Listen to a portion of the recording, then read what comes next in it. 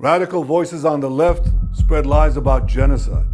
Radical voices on the right demand that Jews take DNA tests. Benjamin Netanyahu just sent a threat to Tucker Carlson, and he's thanking the whole of AIPAC for helping him on his mission to taking over America. Both are wrong, both are dangerous, and both must be confronted. Now, is this a threat, Mr. Benjamin? Because in Tucker Carlson's most recent interview with the US ambassador of Israel, he said that Jews have the right to the land because they're descendants of that land. Tucker's response left him baffled. Abram's descendants are the ones who have the right to have this land, correct? Yes. Okay. Why don't we do genetic testing on everybody in the land and find out who Abram's descendants are? It's really simple. We've cracked the human genome. We can do that. Why don't we do that? Would you be against doing that? I have no idea what that would prove. I mean, Really? maybe it would be. What do you mean? It would prove who Abram's descendants are and who has a right to live here and who doesn't, according to the theology that you yourself just explained. The US ambassador has no clue what he's saying. And respectfully, if you're gonna say this, that you're descendants of the land, then let's get the DNA test out and start testing. And Mr. Benjamin Netanyahu had the cheek to come on camera and tell Tucker Carlson he needs to confront him after this interview was launched. Now that's cheeky. Radical voices on the right demand that Jews take DNA tests. Both are wrong, both are dangerous, and both must be confronted. Now this is a threat if you ask me. And Mr. Bibi, you've already confronted the whole of America. You've bought TikTok. You're buying up all the apps. And you're trying to buy freedom of speech, but it's not working. Now Tucker was confronted and his cameramen were arrested after this interview was launched in Israel. Seems like you've already confronted him. But you won't stop, will you, Bibi? You're now thanking AIPAC, the organization that pays everybody in America, all the politicians, to be pro-Israel, even when a genocide is happening. Greetings from Jerusalem. To all my friends in AIPAC, the first thing I want to say is, thank you, AIPAC. Thank you for standing with Israel. Thank you for standing with the American-Israeli alliance. And thank you for standing up for the truth.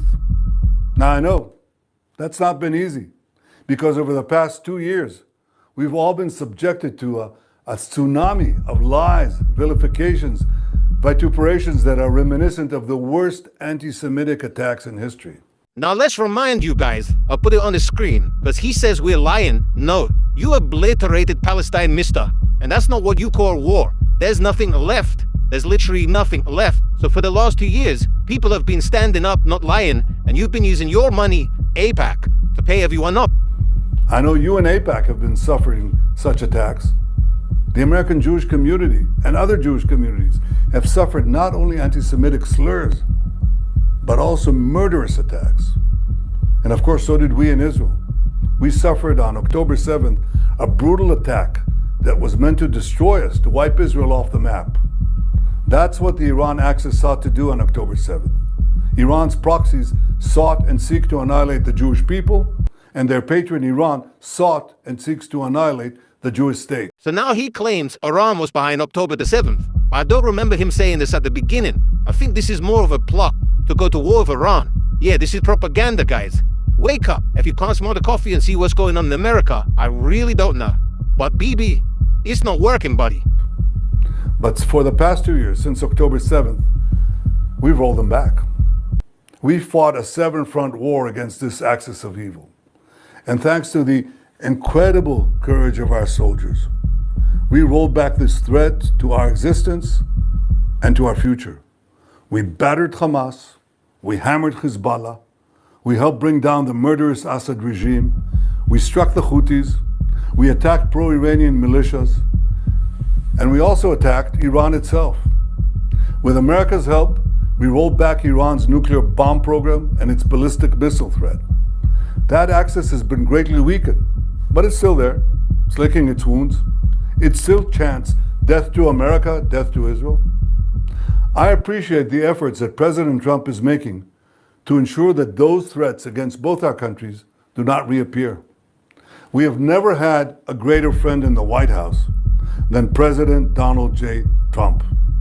And I want to tell you that I value the support of Americans from both sides of the aisle. So this is his love message to AIPAC and the whole of America for taking his money and shutting up.